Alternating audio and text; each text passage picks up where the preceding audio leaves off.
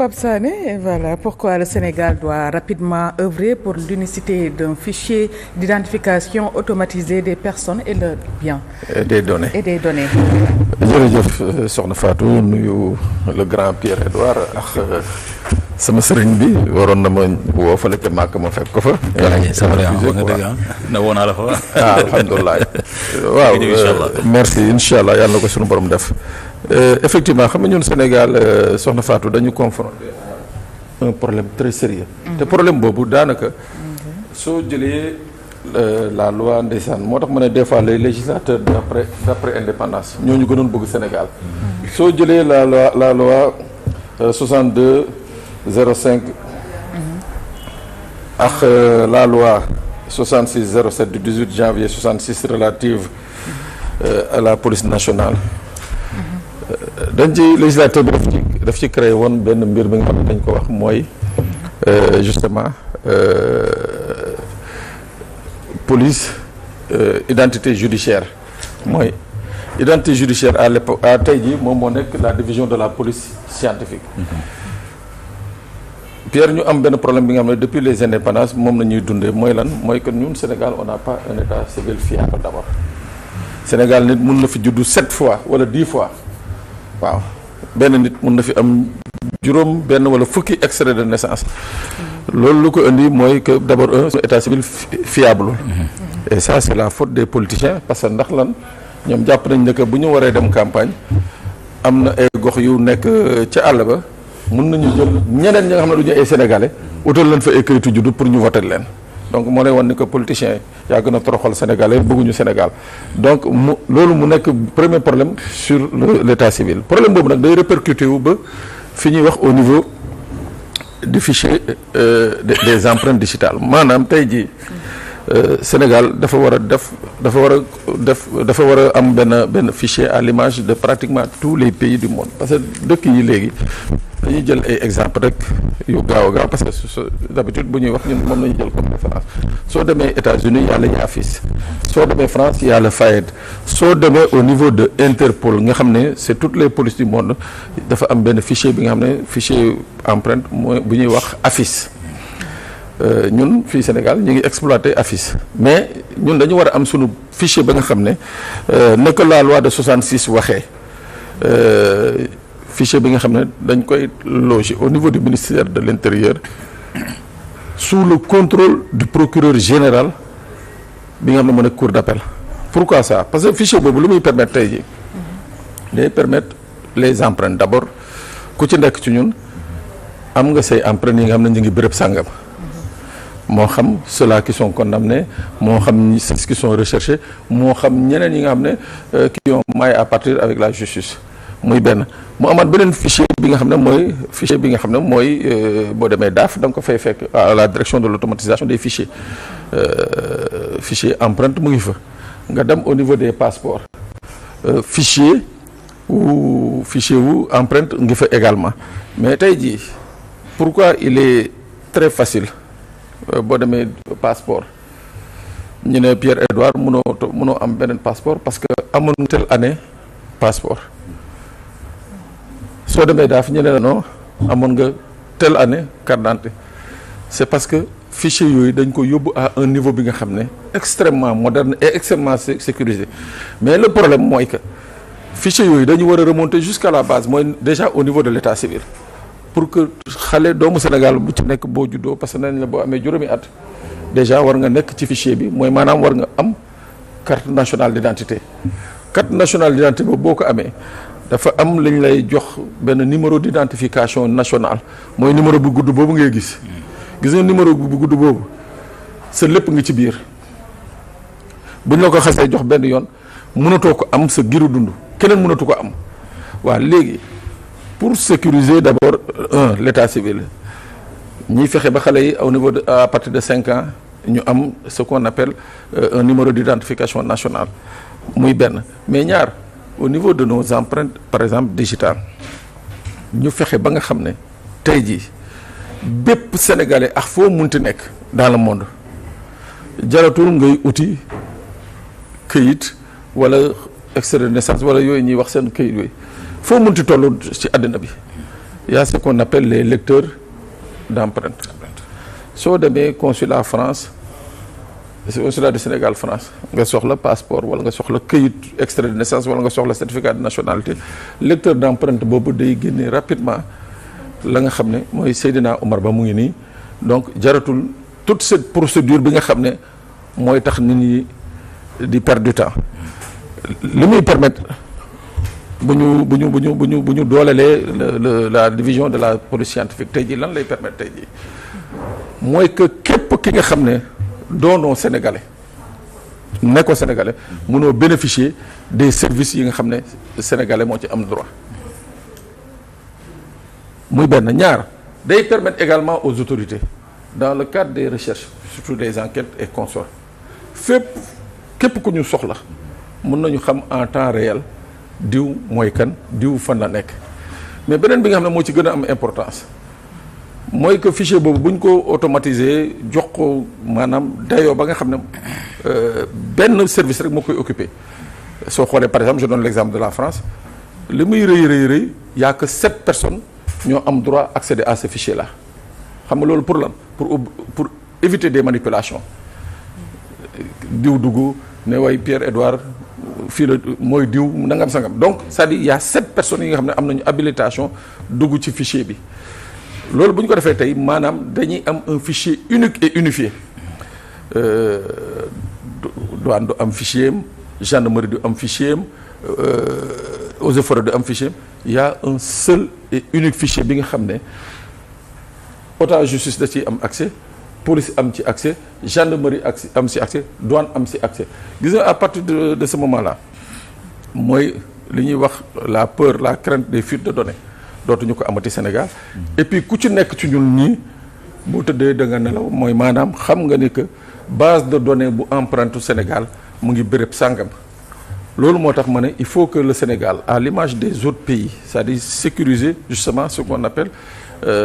ces processus bi nga xam ne mooy les identifications à travers les empreintes yi nag dafa bëri façon il y a les empreintes digitales il y a les empreintes génétiques waaw il y a les empreintes digitales yi nga xam ne dañ koy mun nañ ko lire il y a les empreintes génétiques yi mooy permettre par exemple ñu xam ni que der bi wala karaw gi ainsi de suite bu diw la loolu tamit État du Sénégal daf ci war a def ay avancées yu bëri daf ci moyens yu bëri pour permettre justement encore une fois la sécurisation des données des Sénégalais parce que tamit je vais pas dire que nos données vadrouillent un peu dans le monde mais soo xoolee ni muy demee nii mooy que tey ñu ne la au niveau de la DAF et du passeport c'est une société malaisienne qui gère les données des Sénégalais à travers le passeport et la carte d'identité donc yooyu dama ne tey war nañu fexe au nom de la souveraineté bi nga xam ne moom la état du CAS fexe ba nga ces empreintes là revenir enfin cette gestion des empreintes revenir dans le giron du Sénégal maanaam que seulement des Sénégalais puissent avoir accès à ces données là. Donc c'est une question de sécurité publique. C'est une question de sécurité nationale. Oui. Voilà parce que boo xoolee léegi actuellement dans le monde tous les pays seen guerre mooy lan moo tax fii au Sénégal benn moment sous Ablaye Wade comme sous Macky Sall la police sénégalaise et la gendarmerie sénégalaise avaient refusé logiciel américain yi comme logiciel français bi parce que problème bi mooy jàpp nañ ni que bu ñu appliquer logiciel yooyu mooy que ñoom dañuy am accès aux données yi nga xam ne moom la ñuy puiser fii donc loolu c'est extrêmement important que Sénégal am son propre logiciel buy permettre ñu regrouper toutes les empreintes digitales boobaa amatul kenn kuy mën a ñëw taxaw ne la diw Pape Sané am na 2 fois extrait de naissance am na 2 fois carte d'identité am na 2 fois passeport am na 2 fois permis de conduire loolu les pays l'ont réussi et ñun Sénégal boo demee fii Mauritanie ils l'ont réussi boo demee fii Gambie ils l'ont réussi donc ñun Sénégal on doit être en mesure de réussir ça d'abord pour la sécurité du pays et pour que Sénégalais yi au moins seen këyit boobu nga xam ne mooy certificat de nationalité gën a am valeur. léegi wax ni bëri na fii ñu am 2 cartes d'identité ak 2 permis. man j'en connais plein. mais parce que c'est pas sécurisé. en pagaille. mais parce que c'est pas sécurisé. mais tey bu ñu ko defee un fichier unique. bi nga xam ne voilà c'est sous le contrôle du procureur général ñu confier ko moo xam le ministère de l'intérieur d'habitude c'est dans les pays c'est confié au ministère de l'intérieur yeneen service yëpp ku ci nekk ñu jox la benn droit d'accès daañu xam ne que Seydina tel jour moom moo dugg ci fichier bi pour vérifier lii la doon vérifier ainsi de suite d'abord ça sécurise et puis li ci gën a am solo laa wax li ci gën a am solo mooy daañu fexe ba nga xam ne ce qu'on appelle la gestion de nos données ku ci nekk ci ñun boo tëddee da nga tranquille da nga xam ne ce n'est pas à l'étranger ou bien ce n'est pas un étranger qui le gère parce que ñun on parle souvent de souveraineté mais boo xoolee sur beaucoup de pans qui relèvent de la sécurité nationale dafa mel ni dañ ko délégué à des gens ou bien à des sociétés yi nga xam ne qui ne sont pas des sociétés sénégalaises donc moi je crois que moo taxoon qu'on dama ne woon ce sujet-là il faut qu'on en parle parce que fan yii passé dafa am fee ci Matam ay nit ñi nga xam ne dañ leen jàppoon ñu jógee Mauritanie dans le cadre de l'immigration clandestine mais ñoom ñëpp bi leen DEPAF jàppee bizarrement ñoom ñëpp ils avaient des cartes d'identité sénégalaises ba pare ba kenn ci ñoom déggu ci olof déggu ci tukulóor waaw une cinquantaine de personnes donc ça veut dire que c'est un sujet bi nga xam ne c'est extrêmement grave léegi yow bu ñu s'il y avait ça dès là au niveau le plus bas mooy dans les mairies dans les sous-préfectures dans les préfectures s'il y avait ce type de dispositif là mais sunu extrait de naissance dootul yomb tey noonu nit mënatul jógee benn dëkk ñëw egsi 48 heures après am fi extrait de naissance am fi carte d'identité am fi passeport génn dem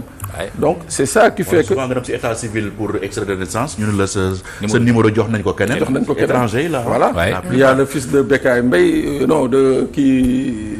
beneen waa ji Bekay avec Mansour Mbaye non Ablaye Mbaye Père mais qui vit la même situation depuis des années depuis des années moom dafa dem ñu ne ko voilà diw la moo jël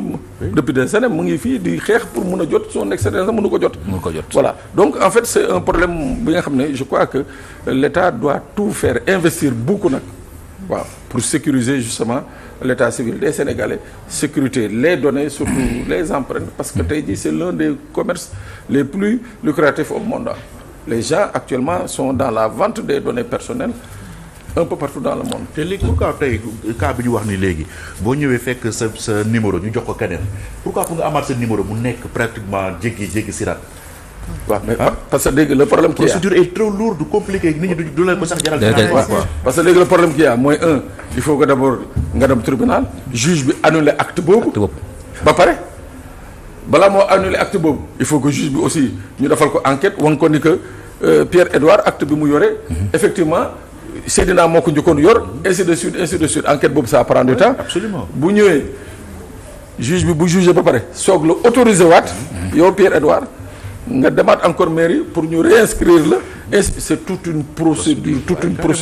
et la plupart ñi mu jël sax mooy élèves yi nekk en classe d'examen. ñu war a def ay bagues ak beaucoup d'éléments yoo xam ne actuellement seen avenir hypothéqué ne par rapport à ça. mais bien sûr soo xoolee damal dans les pays là les tribunaux d'instance période examen bu jotee xale yi jàngatuñu 2 mois 1 mois yëpp dañuy rang tribunal di ut ay këyit parce que au dernier moment seen extrait jox nañ ko diw donc je dis que vraiment c'est une bonne chose tey jii pour que notre gouvernement là mette les moyens d'abord pour sécuriser l'état civil à partir de ce moment là bu ñu sécuriser état civil bi xale boo amee sa doom voilà déjà rek bu ñu koy déclarer rek dugal nañ ko dans le système waaw bu amee 5 ans ñu utal ko numéro d'identification nationale c'est fini c'est-à-dire à partir de ce moment c'est protégé kenn mënatul mais problème bi mooy que voilà c'est pas informatisé et comme je le dis souvent c'est une bonne affaire pour les politiciens parce que si dañuy profiter di gonfler l'électorat dans certains secteurs utal fa ay nit ay carte d'identité et tout moo tax là il faut saluer l'excellent travail bi nga xam ne moom la Djibril Camara bi mu nekkee fii direction passeport def parce que bi mu egsee dafa li mu njëkk wax les gens lui en ont voulu mu ne non c'est très simple dafa am ay sant yi nga xam ne dañ ko bokk ak des pays de la sous-région sant yooyu nag képp ku fi ñëw déposer passeport da ngay indi certificat de nationalité. indi na fi coow lu rëy. waaw non mais effectivement il a eu raison. boo xoolee au bout du compte il a eu raison xoolal ñaata nit. ñoo fa ñëw di ut passeport. ñu ne la ut le certificat de nationalité mënuñu ko indi. waaw des centaines ñooñu on leur aurait donné le passeport sénégalais. ñu dem bitim réew commettre fa ay dégâts on aurait dit que c'est des sénégalais. kon ñuy sant ba am nañu problème ah. ñun ñuy sant baax di ay sénégalais. ah ben voilà. c'est un peu sensible aussi. c'est un peu sensible mais jar na ko. si jar na ko effectivement. jar na ko. waaw jar na ko en tout cas am na solo. le régisseur d'antenne Cheikh Tidiane Gomis. waaw teg pression comme ça. mais ki ni muy def nii war nañ cee wax nag tamit. jàkkaarloo nit ñi rek bëgg a kii rek ah ñu ko may tamit ëpp na de moom Cheikh Tidiane Gomis ak Pierre waaw jub si vraiment jërëjëf